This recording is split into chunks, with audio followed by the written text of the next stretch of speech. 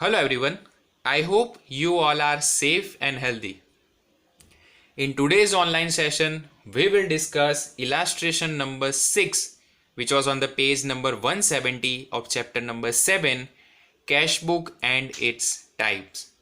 Why this particular session is so much important? Because it has 3 column cash book. जैसे कि आप यहाँ पे देख सकते हो, फर्स्ट डेट, पर्टिकुलर्स में receipt side, reference number, ledger folio और यहाँ पे discount allowed, cash and bank column. यहाँ पे 3 कॉलम्स है. अब तक हमने टोटल 5 इलास्ट्रेशन करवाए हैं 2 वीडियो के हेल्प से. तो उसमें हमने सिंगल कॉलम कैश बुक करवाई, फिर 2 कॉलम कैश बुक आई तो उसके अंदर हमने कैश एंड डिस्काउंट का एक एग्जाम्पल किया, फिर कैश और बैंक का एक एग्जाम्पल किया. Same way we have discuss the example of bank and discount. तो ऑलरेडी हमने ये सारी चीज़ें देख ली है, पर 3 कॉलम वाला हमने अभी तक नहीं देखा था. So this session is so much important. वैसे ही इस साइड पे date, particulars, in particulars we will record the entries related to payment, reference number, ledger folio, discount received, cash and bank. तो मैंने यहाँ पे debit side and credit side clearly बना दी है और पूरा एक टेबल रेडी करके रखा है जिससे हमारा टाइम उतना बच जाएगा. So without wasting our time, let's start the example. From the following transaction prepare 3 column cash book of Shri Jethalal. तो मैंने यहाँ पे टाइटल लगा दिया cash book of Shri Jethalal for July 2015. यहाँ पे देखो 2015 July 1, opening balance ₹10,000. As you know, अगर ओपनिंग बैलेंस है और कैश अकाउंट का है तो as you know cash account always have debit balance. उसमें कुछ सोचने की जरूरत नहीं है, आपको सिर्फ डेबिट साइड पे टू बैलेंस ब्रॉट डाउन ही लिखना है. ये याद रखना, because cash is your assets and assets always have debit balance. तो यहां पे मैंने लिख दिया टू बैलेंस ब्रॉट डाउन. अब कितने रुपए लेके आए हैं? 10,000 रुपीज. तो मैंने कैश कॉलम में लिख दिए 10,000 रुपीज. तो बाकी के 2 कॉलम में कुछ भी चीजें आने वाली नहीं है. ईयर कौन सा है? 2015. Month is July 1. उसी में आगे क्या दिया है? Bank overdraft ₹4,000. अब यहां पे आपको क्लियरली बता दिया है कि ये आपका बैंक ओवरड्राफ्ट है. तो बैंक ओवरड्राफ्ट का आपको पता है कौन सा बैलेंस होगा? क्रेडिट बैलेंस होगा, because it is our liability. Ultimately हमें ओवरड्राफ्ट लिया है तो बैंक को रिटर्न तो करना पड़ेगा. तो कौन सी साइड पे आएगा? क्रेडिट साइड पे. तो क्रेडिट साइड लिख रहा हूं तो मैं क्या लिखूंगा? By balance brought down. Bracket में मैंने आपके रेफरेंस के लिख दिया है BOD, that means bank overdraft. और वैल्यू कितनी आएगी? 4,000 रुपीज. और 4,000 आपके सीधे आ जाएंगे कौन से कॉलम में? बैंक कॉलम में. ओके, यहां पे मैंने डेट लगा दी 2015 जुलाई 1. अब मुझे हर बार जुलाई लिखने की जरूरत नहीं है, सीधा जो भी डेट होगी उसकी मैं एंट्री करता जाऊंगा. ओके, चलो अब आगे देखते हैं. Next one, number 3, goods of ₹3,000 purchased from a year at 10% cash discount and issued cheque for the necessary amount. हमने परचेज किया. ओके, अगर आप परचेज करते हो तो रिसिप्ट होगी कि पेमेंट? तो आपको सिंपल ये लॉजिक पता है, अगर परचेज करोगे तो स्टॉक बढ़ेगा और उसके लिए आपको क्या करना पड़ेगा? पैसे देने पड़ेंगे. सो अल्टीमेटली योर कैश और बैंक बैलेंस विज रिड्यूस. तो ये क्या है? पेमेंट है. तो पेमेंट साइड पे आ जाओ, ये तो आपको पता चल गया. सेकेंड थिंग, यहां पे क्या लिखेंगे? By purchase account. By purchase account. Okay, चलो ये मैंने यहां पे लिख दिया. पर आपने पेमेंट कैसे किया है? You have made the payment with the help of cheque. तो चेक से अगर पेमेंट किया है तो इसकी एक इफेक्ट आएगी बैंक अकाउंट में. ये तो क्लियर हो गया. पर उसने 10% आपको डिस्काउंट भी दिया है, और वो डिस्काउंट कौन सा है? Cash discount. तो आपको याद ही होगा, मैंने प्रीवियस सेशन में आपको ऑलरेडी बताया था कि हम ट्रेड डिस्काउंट की इफेक्ट डिस्काउंट कॉलम में नहीं देंगे, पर अगर कैश डिस्काउंट है तो उसकी इफेक्ट हमें देनी पड़ेगी. टोटल वैल्यू है 3,000 रुपीज. उसके 10% करो, कितना आया? 300 rupees. So 300 rupees is your discount received. अब 3000 में से 300 निकालो, कितने रुपए बचे? 2700 rupees. So that is the amount purchased, और चेक के थ्रू आपने कितना सेटलमेंट किया होगा? 2700 रुपीज का। This is your entry number 3। Okay students, next, salary of rupees 800, stationery of rupees 700 paid by cheque. As you know, salary and stationery, both of them are our expenses. Expenses, that means we will write it on a payment side. तो यहां पे इसी के नीचे लिखेंगे number 5 by salary account. अब salary कितना pay किया है? 800 rupees, and payment is made by cheque, तो बैंक कॉलम में लिख देंगे 800 रुपीज। वैसे ही दूसरा एक एक्सपेंस है, वो कौन सा है? देखो, बाय स्टेशनरी एक्सपेंस अकाउंट। तो स्टेशनरी एक्सपेंस मैंने यहां पे लिख दिया, वैल्यू कितनी है? 700 रुपीज, और उसका भी पेमेंट बैंक थ्रू है, तो हमने बैंक के कॉलम में लिख दिया। बाकी के कॉलम में आप क्या कर दोगे? डैश, यहां पे मैंने डेट डाल दी। एंट्री नंबर 5 हमारी कंप्लीट हो गई। Number 7, goods of rupees 6000 purchase from Babita at 10% trade discount, half of the amount is paid by cash and the balance is paid by cheque. अब यहां पे बहुत ध्यान से आपको इस चीज की एंट्री करनी है। फर्स्ट ऑफ ऑल, आपने परचेस किया, इट मींस ये कौन सी साइड पे आएगा? पेमेंट साइड पे। ये तो आपको क्लियर है, क्योंकि देखो पेमेंट की ऑलरेडी हमने एंट्री कर दी है। तो यहां पे लिखेंगे बाय परचेज अकाउंट। यहां पे आपको कोई भी डाउट नहीं होना चाहिए बच्चों। चलो, फिर आगे क्या करना है वो देखो। ये तो मैंने यहां पे लिख दिया, पर आगे भी एक चीज है कि बबीता से हमने जो गुड्स लिया है, टोटल गुड्स कितने का लिया है? 6000 रुपीज का। अब 6000 रुपीज में से हमें कितने मिल रहे हैं? 10% आपको डिस्काउंट मिल रहा है। पर ये डिस्काउंट कौन सा वाला है?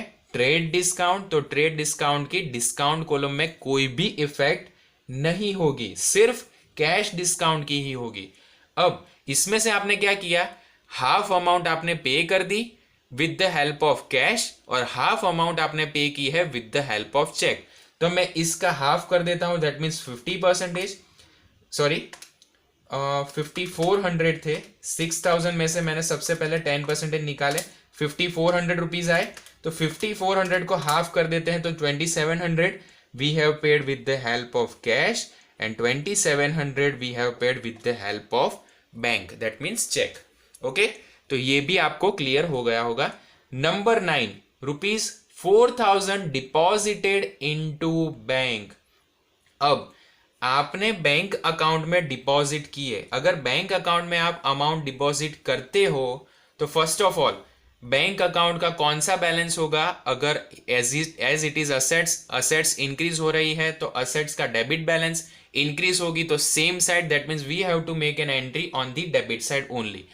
पर अगर आपको ये कॉन्ट्रा एंट्री डायरेक्टली ना आए, तो आप दूसरी चीज कर सकते हो, जो मैंने ऑलरेडी आपको करवाई है। कैसे करेंगे कॉन्ट्रा एंट्री? जैसे कि अगर आप बैंक में डिपॉजिट कर रहे हो, तो सबसे पहले बैंक इज योर असेट्स, तो असेट्स में पैसे ऐड होंगे, तो उसका बैलेंस क्या हो जाएगा? डेबिट होगा। तो bank account debit to which account? To cash account, क्योंकि आप क्या करते हो? कैश में ही तो पेमेंट कर रहे हो। अमाउंट कितनी होगी? 4000 रुपीज। तो मैंने दोनों साइड पे 4000 लिख दिए। ओके, चलो दूसरी साइड से अगर आपको देखना है तो ऐसे भी कर सकते हैं, जैसे कि कैश इज अवर असेट्स, तो असेट्स का डेबिट बैलेंस होगा, क्लियर है। तो मैंने यहां पे क्रेडिट साइड पे क्यों लिखा? क्योंकि जो भी मेरी एसेट्स थी उसमें से अगर मैंने 100 रुपीज मेरे पास से, उसमें से 40 रुपीज बैंक में डिपॉजिट किए, तो अब तो मेरे पास 60 ही होंगे। तो मैंने इसको क्या कर दिया? क्रेडिट साइड पे ले लिया, because it is decreasing our routine cash. इससे क्या हो रहा है? हमारी कैश कम हो रही है। चलो, तो अब बैंक अकाउंट में डेबिट साइड पे क्या लिखेंगे? जैसे कि बैंक का बैलेंस ऐड हो रहा है, तो 4000 लिख देंगे हम कौन सी साइड पे? डेबिट साइड पे बैंक अकाउंट में। और यहां पे नेम लिख देंगे अदर, जो दूसरा सामने वाला है उसका, तो लिखेंगे टू कैश अकाउंट। और यहां पे कैश में कुछ नहीं आएगा, डिस्काउंट अलाउड में कुछ नहीं आएगा। एंट्री का नंबर है 9। दूसरी इफेक्ट देखो, तो दूसरी credit side in cash account, तो क्रेडिट साइड पे कैश अकाउंट में लिखेंगे 4000 रुपीज, और नेम आ जाएगा दूसरे वाले का क्या आएगा, बाय बैंक अकाउंट। ओके, चलो ये क्लियर हो गया। यहां पे मैंने दे दिया नंबर 9। ओके, तो डिस्काउंट रिसीव में भी कुछ नहीं है, बैंक में भी कुछ नहीं है, हमने यहाँ पे पूरी एंट्री कर दी। पर जैसे कि मैंने आपको प्रीवियस एग्जाम्पल में भी करवाया था कि जब आप ऐसी कोई भी एक एंट्री करो तो आपको एक चीज कंपलसरी लिखनी है, वो क्या है, द वर्ड कॉन्ट्रा। कॉन्ट्रा आप कहां पे लिखोगे, लेजर फोलियो में, तो यहां पे मैंने सी लिख दिया, याद रहेगा। कॉन्ट्रा के लिए आपको क्या लिखना है, सी लिखना है, तो मैंने यहां पे सी लिख दिया। आगे देखते हैं, तो ये हमारी 9 नंबर का ट्रांजेक्शन कंप्लीट हुआ। Number 10, cheque of ₹6,000 issued to Popatlal towards the full settlement of the amount 6050। अब हमने क्या किया है, टोटल हमें 6,000 का इश्यूड किया है in favour of Popatlal for the full settlement of 6050। तो इसकी एंट्री आपको ध्यान से देनी है, नंबर 10। तो first of all we have made the payment, तो पेमेंट होगा तो कौन सी साइड पे आएगा, क्रेडिट साइड। यहां पे मैंने लगा दिया नंबर 10। नाम लिखेंगे, name of the person is by Popatlal, by Popatlal account. Okay, अब टोटल अमाउंट कितनी पे करनी थी, टोटल आपको पे करने थे 6050, पर आपने 6,000 रुपीज में ही पूरा सेटलमेंट कर दिया। तो आपने एक्चुअली बैंक अकाउंट में से कितने रुपए दिए, 6,000 रुपीज। कैश में तो कुछ भी दिया नहीं है, पर सेटलमेंट कैसे हुआ, जब आपका 6050 था उसमें से आपने 6,000 पे करके सेटल कर दिया, तो 50 रुपीज आपको क्या मिल गया, डिस्काउंट मिल गया। तो 50 रुपीज डिस्काउंट रिसीव कॉलम में लिखा जाएगा, और वो मैंने यहां पे लिख दिया है। यहां पे भी आपको कोई डाउट नहीं होगा। Let's see number 12, Atmaram has given ₹6,000 cash check of ₹4,000 which is deposited into bank towards the payment of 10,070 rupees। मतलब टोटल पेमेंट करना था कितना, 10,770 रुपीज का। उसमें से आत्माराम ने आपको कितने रुपए का चेक दिया, 4,000 रुपए का चेक दिया और 6,000 रुपए कैश दिए। Now Atmaram has paid us the amount, that means it is our receipts. तो रिसिप्ट्स कहां पे लिखेंगे, on the debit side of cash book. तो यहां पे मैंने डेट लिखा दी नंबर 12, और name of the person will be there, तो to Atmaram account, to Atmaram account. चलो सबसे पहले बैंक में चेक आपको कितने रुपए का मिल रहा है वो देखो, 4,000 रुपीज का, तो 4,000 यहां पे लिख दिए। सेकेंड, कैश अमाउंट कितनी मिल रही है, 6,000 रुपीज की, तो 6,000 मैंने यहां पे लिख दिए। अब यहां पे ध्यान देना है कि ऐसा लिखा है कि टोटल पेमेंट कितना करना था, 10,070। अब 10,070 पे करना था, पर उसने पे किए 10,000 रुपीज, तो बाकी के जो 70 रुपीज बचे तो वो हमने उसको डिस्काउंट दिया। So it is called as your discount allowed. दूसरे वे में अगर आप सोचो कि अगर आप किसी को डिस्काउंट देते हो, so that is your expense. And what is the rule for nominal account, all expenses and losses are debited, all incomes and gains are credited. तो यहां पे ये हमारा एक्सपेंस है, that's why we have debited it. Okay, अगर आप वो rule follow करोगे तो भी आपका आंसर करेक्ट ही आएगा। Number 14, cheque of ₹5,000 received from Sundar towards the payment of an old डेप्ट which is deposited into bank. मतलब एक पुरानी जो डेप्ट बाकी थी उसके हमें 5,000 रुपीज मिले, और वो चेक हमने डिपॉजिट कर दिया बैंक अकाउंट में। सो ये चीज यहां पे आपको थोड़ी ध्यान में देनी है। नंबर 14 का जो ट्रांजेक्शन है दैट इज अवर रिसिप्ट्स। तो रिसिप्ट्स होगी तो कहां पे लिखेंगे, on which side, on the debit side of cash account. Number 14 लिखेंगे टू सुंदर अकाउंट। नाउ सुंदर अकाउंट में कितने रुपए आएंगे, अब उसने पेमेंट किया है आपको 5,000 rupees. So in bank column we will write down 5,000 rupees, तो बाकी के दोनों कॉलम में आ जाएगा dash.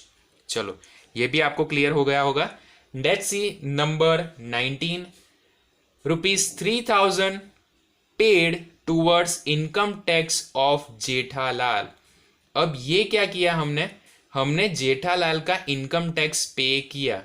Now it is not return in form of cash और इन फॉर्म ऑफ चेक। अगर चेक का कोई भी डिक्लेरेशन नहीं है तो ऐसा क्लियर समझ लो कि कैश में पेमेंट किया है।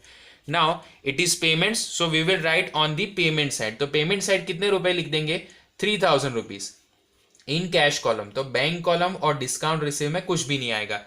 पर यहां पे आपको ध्यान देना है कि 19 नंबर की एंट्री में आपको बाय क्या लिखना है, ड्रॉइंग्स अकाउंट। अब ड्रॉइंग्स अकाउंट क्यों लिखाया, तो आप जनरल एंट्री याद करो। तो जनरल एंट्री में ड्रॉइंग्स की डेफिनेशन एक आती थी, मतलब जब आप टर्मिनोलॉजी सीखे थे तब तो आपको क्लियर हो ही गया होगा कि अगर कोई भी गुड्स या तो फिर कैश आप पर्सनल पर्पस के लिए यूटिलाइज करते हो then it will be known as your drawings. Okay, so drawings है तो ड्रॉइंग्स मतलब एक हिसाब से देखो तो बिजनेस के लिए ड्रॉइंग्स मतलब क्या हो गया, एक काइंड ऑफ लॉस हो गया। ओके, तो हमने कैश का बैलेंस यहाँ पे कम किया और जेठालाल का जो भी इनकम टैक्स था, income tax is of particular person, Jethalal का था। पर हम बुक्स ऑफ अकाउंट में जेठालाल की एंट्री नहीं कर रहे, हम जेठालाल की जो भी शॉप है उसकी एंट्री कर रहे हैं। तो ये क्या कंसिडर किया जाएगा, बाय ड्रॉइंग्स अकाउंट ₹3000। ओके, ये एंट्री हो गई हमारी 19। नंबर 20 देखो, चेक ऑफ सुंदर इज डिसऑनर्ड। मतलब सुंदर ने जो हमें प्रीवियस चेक दिया था ना वो डिसऑनर हो गया। तो बहुत इजी है ये तो एंट्री। पहले देखनी पड़ेगी आपको पुरानी वाली सुंदर की एंट्री कौन सी थी। तो देखो नंबर 14 वाली थी। क्या लिखा है, cheque of ₹5000 received from Sundar. Okay, तो 5000 मिले थे तो we have return on receipt side. अगर डिसऑनर हो गया तो कौन सी साइड पे लिखेंगे, ऑन दी क्रेडिट साइड। अब आपको यहां पे क्या लिखना है, सिर्फ name of the person, that is by सुंदर अकाउंट। ब्रैकेट में एक चीज याद करके लिख लेना, यहां पे लिखोगे आप चेक डिसऑनर्ड। ओके, जैसे कि हम नॉर्मल टर्मिनोलॉजी में इस वर्ड को यूज करते हैं कि जैसे कि चेक बाउंस हो गया, तो ये बस बाउंस वाली सिचुएशन है। पर अकाउंटिंग टर्म जब आप यूज करो तो उसमें आप बोलोगे dishonoured. Okay, now we will write down this in which column, in bank column. तो यहां पे लिखेंगे 5000 रुपीज और बाकी के 2 कॉलम में आ जाएगा आपका डैश। नंबर 20 कंप्लीट हुआ। Let's see number 22। 50 paisa received dividend from the receiver Sundar. मतलब हमें क्या मिला, 50 पैसे के हिसाब से हमें डिविडेंड मिला है। मतलब ये जो डिसऑनर हुआ था उसके अंदर आपको ये एक लॉजिक लगाना पड़ेगा यहाँ पे। जैसे कि मुझे इससे पैसे नहीं मिले वाले, ही बिकम्स इंसॉल्वेंट। तो फाइनली मैंने क्या किया, कोर्ट में केस किया। तो कोर्ट ने ऐसा डिसाइड किया कि आपको 1 रुपी के सामने 50 पैसे मिलेंगे। ओके, सो इसे इट इज कॉल्ड एज 0.50। तो देखो अगर आपको 100 पैसे हैं तो उसमें 50 पैसे मिल रहे हैं। तो अगर आपकी उसकी वैल्यू 5000 रुपीज है तो आपको क्या मिलेंगे, ये इसका हाफ है। तो यहां पे भी आपको कितना मिलेगा, इसका हाफ ही मिलेगा। That means you will only get ₹2500। तो जो भी 2500 मिल रहे हैं वो हम लिख लेंगे on receipt side. So on receipt side bank account में लिखेंगे 2500, नाम लिख देंगे टू सुंदर अकाउंट, क्योंकि पेमेंट कौन कर रहा है, सुंदर कर रहा है। ओके, टू सुंदर अकाउंट लिख दिया। Date is 22। Next one number 28। Goods of ₹10,000 sold to Tipendra at 10% cash discount for 60% of the amount check is received and deposit and remaining amount is received in cash। मतलब यहाँ पे हमें cash discount भी मिला है, साथ में 60% के हिसाब से आपको एक चेक भी मिला है और 40% बाकी का जो है वो कैश भी मिला है। तो बहुत अच्छी एंट्री है number 28। Now all amount you have received, तो यहाँ पे मैंने लिख दिया number 28 receipt side. Okay, first of all it is your sales. तो यहां पे लिखेंगे टू सेल्स अकाउंट, क्योंकि ये हमारी कौन सी सेल है, कैश सेल है। That's why we are writing directly name of the sales account, otherwise we have to write down the name of the person. Okay, तो टू सेल्स अकाउंट मैंने यहां पे लिख दिया। टोटल वैल्यू कितनी थी, 10,000 रुपीज। चलो तो ये देखो 10,000 रुपीज, उसमें से आपको डिस्काउंट कितना मिल रहा है, तो यहाँ पे है आपका कैश डिस्काउंट। तो अगर कैश डिस्काउंट है तो कंपलसरी उसकी इफेक्ट देनी है, तो मैंने डिस्काउंट कॉलम में 1000 रुपीज लिख दिए। वैल्यू निकालो, कितने रुपए बचे, 9000 रुपीज। अब 9000 रुपीज में से 60% का आपको क्या मिल रहा है, चेक। तो बैंक कॉलम में कितने रुपए लिखोगे, 5400 रुपीज। और बाकी की जो भी वैल्यू बची वो आपको कैश मिल रही है, तो कैश कॉलम में लिखोगे आप 3600 रुपीज।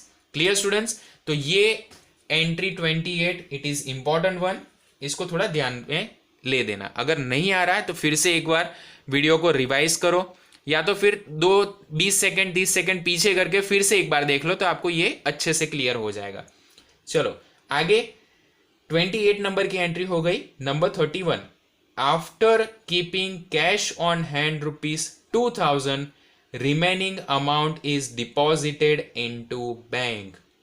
ओके, तो हमने क्या किया कि हमारे पास जो बैलेंस कैरी फॉरवर्ड करना था वो हमने रखा है सिर्फ 2000 रुपए। तो ये थोड़ा एक इंपॉर्टेंट हमारे लिए आ गया। यहाँ पे मैंने एंट्री नंबर 31 के लिए थोड़ी जगह छोड़ दी है, ध्यान देना। यहाँ पे करेंगे बाय बैलेंस कैरी फॉरवर्ड। अब मैंने बाय बैलेंस कैरी फॉरवर्ड यहाँ पे क्यों लिखा, क्योंकि आपको पता है कि कैश अकाउंट का ऑलवेज डेबिट बैलेंस होता है, तो डेबिट का टोटल ही ज्यादा होगा, वो कंफर्म है। ओके, अब मुझे कैरी फॉरवर्ड कितने करने हैं, 2000 रुपीज, तो मैंने यहां पे लिख दिया 2000। क्लियर? चलो अब ये इसके साथ नंबर 31 जो हमारी होगी वो एक कॉन्ट्रा एंट्री होगी। तो उससे पहले मैं क्या कर रहा हूं, इसके नीचे एक लाइन ड्रॉ कर रहा हूं। So wait for just a second. चलो, तो मैंने टोटल के लिए यहां पे लाइन ड्रॉ कर दी है दोनों साइड पे। सबसे पहले हमें कैश के कॉलम का टोटल करना है। कैश कॉलम का हम डेबिट साइड का टोटल करेंगे, 10,000 प्लस 6,000 रुपीज प्लस 3,600 रुपीज, जो टोटल इज 19,600। तो मैंने यहां पे लिख दिया 19,600 रुपीज। अब आपको पता है कि इस साइड का ही ज्यादा होने वाला है, तो मैंने यहां पे भी टोटल लिख दिया same. Okay, now we have to deduct all the balances in the cash account which is written on the credit side. So 19,600 minus 2,700 minus 4,000 minus 3,000 and जो हमें 2,000 रुपए ट्रांसफर करने हैं वो भी माइनस करेंगे 2,000 रुपीज। तो मतलब हमने 2,000 रुपए का बैलेंस ऑन हैंड रखा, बाकी के हमने कर दिए है ट्रांसफर। तो 7,900 रुपीज का डिफरेंस आया। Okay, now this amount we will deposit in which account, in bank account. okay, तो आपको याद ही होगा जब आप बैंक में जमा करवाते हो तो कौन सी एंट्री करते हो, bank account debit to cash account, जो हमने ऑलरेडी प्रीवियस एक एग्जांपल किया था कॉन्ट्रा एंट्री वाला, वहां पे की थी। ओके, इसमें वैल्यू कितनी आ जाएगी, 7,900 रुपीज। तो मैंने यहां पे दोनों साइड 7,900 लिख दिए। ओके, तो यहां पे तो मुझे ऑलरेडी मैंने क्रेडिट साइड पे कैश अकाउंट में लिख दिया है, तो यहां पे सिर्फ नेम लिखना बाकी है, बाय बैंक अकाउंट। ओके, ये हो गया। अब दूसरी उसकी इफेक्ट देनी है, वो कहां पे देंगे, in debit side of bank column. तो डेबिट साइड बैंक कॉलम में लिखेंगे 7,900 रुपीज और यहां पे लिखेंगे to cash account. This entry is your contra entry because both the accounts cash and bank are going to be affected with the help of this. so contra entry करेंगे, ये हमारा हो गया। इसको दे देंगे हम डेट 31st। ओके, इसके बाद करेंगे discount allowed and discount received का total. First we will do the total of discount allowed. So 1000 plus 70 rupees, total आया 1070। अब डिस्काउंट का दोनों साइड का टोटल आपको कोई मैच करने की जरूरत नहीं है, सिर्फ टोटल करना है 300 plus 50 that means 350।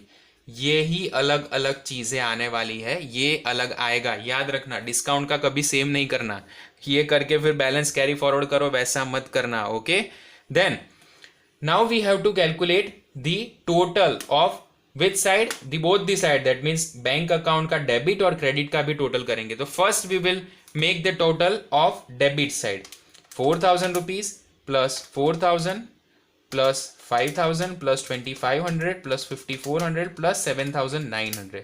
So the total is 28,800। मैंने यहां पे साइड में लिख दिया डेबिट साइड का टोटल, क्योंकि बैंक में पॉसिबिलिटी है कि डेबिट या तो फिर क्रेडिट, दोनों में से कोई भी एक साइड में चेंज हो सकता है। और क्रेडिट का करते हैं 4,000 plus 2,700 plus 800 plus 700 plus 2,700 plus 6,000 plus 5,000। The total is of the credit side it is 21,900 rupees. So ultimately debit side का ज्यादा है, तो डेबिट साइड का जो भी टोटल है वो यहां पे लिख दिया मैंने 28,800। यहां पे सेम लिखेंगे 28,800, उसमें से हम माइनस कर देंगे 21,900, तो आपको यहां पे बैलेंस कितना मिला 6,900 rupees. This balance we will forward in the next month. Okay, तो यहां पे दो बैलेंस मुझे मिले 2,000 rupees and 6,900, that will be forwarded to the next month. तो नेक्स्ट मंथ यहां पे नीचे लिखेंगे this month is of July, तो यहां पे आ जाएगा 2015 August 1st to balance brought down कितना है, कैश कॉलम में 2,000 रुपीज एंड बैंक कॉलम में 6,900 रुपीज। ओके, तो यहां पे हमारा पूरा इलास्ट्रेशन नंबर 6 हमने डिस्कस किया। अगर आपको यहां पे भी कोई भी डाउट है, please mention that in comment section, so I will try to resolve your queries in the comment itself. और कोई भी डाउट है तो पूछ लो, क्योंकि एक बार अगर सम्स की ग्रिप आ जाएगी तो फिर मैं सम नहीं कराऊंगा, फिर भी आपको आ जाएगा। ये बहुत इजी चैप्टर है और मैक्सिमम अब 2 या 3 सेशन आएंगे इस चैप्टर के, and we are going to probably finish this particular chapter in 2 or 3 days. So be on the channel. Please do like, share and subscribe to the channel Commerce by Pratik Majmudar. Share it to the maximum people who are studying in standard 11th and 12th commerce. I am uploading the video for these 2 standards only. That's all for today. Thank you so much. Jai Hind.